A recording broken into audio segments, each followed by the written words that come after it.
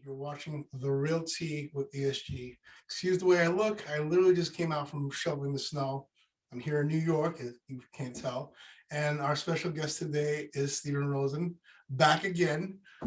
He's nice and warm and cozy in Florida, so I'm a little jealous right now. So today's subject, we wanted to talk about depreciating your rental property. And Stephen, go for it. Okay, so one of the benefits and the beauties of owning real estate is you could put yourself in a situation where you've got a cash profit and a tax loss. So how do you get the difference? Well, it would be a non-cash item, depreciation. And there's different rules for depreciation depending on whether you have residential property or commercial property. And there's an important distinction because rental real estate, residential real estate is depreciated over 27.5 years, and commercial property is depreciated over 39 years.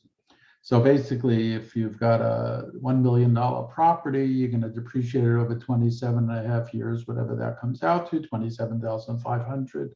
And commercial real estate is going to be depreciated over 39 years. I said $1 million property, but there's certain aspects of a parcel of real estate that cannot be depreciated, and that would be land. And if you speak to 10 different accountants, you'll get 10 different ways to value land. And a rule of thumb that most accountants that I've worked with over the many years is you'll take either 10 or 20% as the value of land. There are some other studies that'll actually break out the value of the land. There's also cost segregation studies that can be done that I don't do. It's like a whole separate specialty where they'll break down each component of a building and determine if it should be depreciated over 5 years or 7 years or 15 years, which is certainly accelerating the deduction and the benefit that you get. So again, the important things to know are the 27.5-year depreciable life of residential property and the 39 years for commercial property. And the cost of each item should have a percentage allocated to land.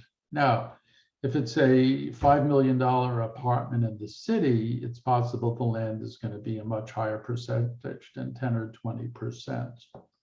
And it's a whole different ballgame when you have a high income apartment in the city than if you just have a house in the burbs somewhere. Long Island or Queens. Even New Jersey or Staten Island or one of those other. We never Brooklyn. They're like a cousin we don't want to talk about. I was born in Brooklyn. That's why I like you. All right. So I think it's important for people who are thinking about investing, or new to investing, people who are a little seasoned in investing.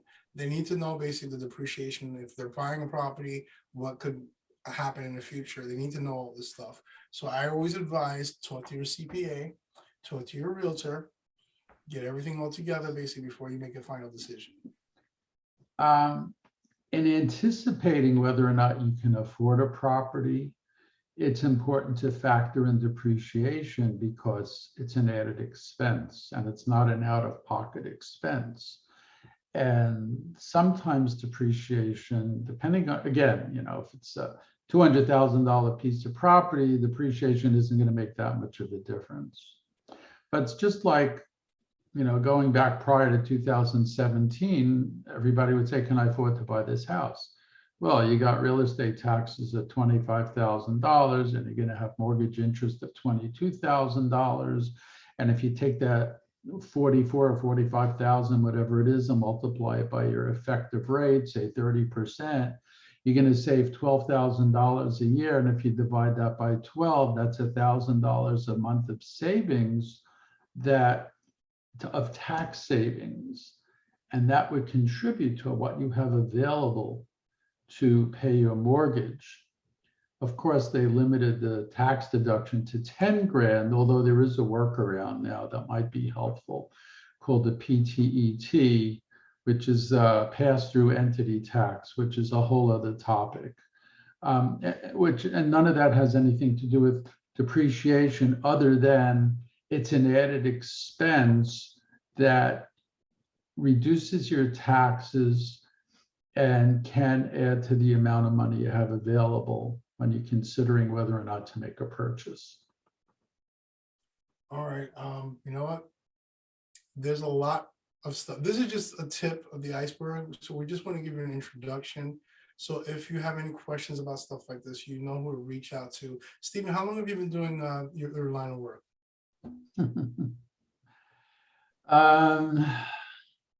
Remember Woodstock? I wasn't born then, so no. Okay. Well, it was a little bit after that. No, I've been doing it a long time. I started my practice in 1997 in New York. I had offices in New Jersey and on Long Island. And then after Hurricane Sandy, I kind of ditched the New Jersey office. And I decided, you know what, my wife and I decided we were going to move to Florida in 2015. My practice was pretty much becoming remote. And it didn't really matter where I was. Now, people's stockbrokers were moving away and they weren't changing. And so now it's just like, you know, matter of fact, we pretty much work remotely. And I've mentioned I do have an office in Boca Raton, and I occasionally work out of the house if I don't feel like getting up, getting dressed and getting out. To answer your question, yeah, I have been in this business a long time. My practice has grown very nicely down here. It's pretty robust as far as business. A lot of international tax clients, and also a lot of tax resolution clients. So if you get a tax notice, instead of freaking out, just give it to your accountant, and hopefully he'll know what to do, and hopefully he'll have the right numbers to call. All right, Stephen's being very modest right now.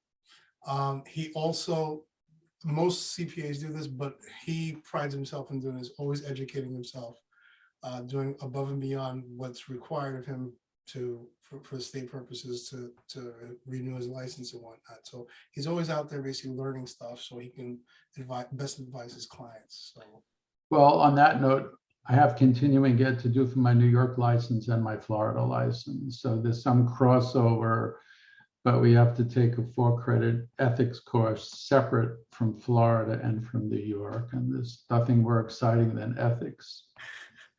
We have to do those as well. But you know what? Florida and New York are pretty much cousins at this point. I mean, a lot of New Yorkers are going back and forth snowboarding. We won't discuss politics. Well, I'm not talking about politics. I'm just talking about basically coming from New York in this cold weather and going to somewhere warm. What's the temperature over there right by you? What is it, 40 degrees right now? Well, we've had a couple of cold days, but today What's was considered cold for you guys basically right now? 40 degrees waking up in the morning is cold. I'll tell you right now what the temperature is. It's 60 degrees right now, which is on the cold side.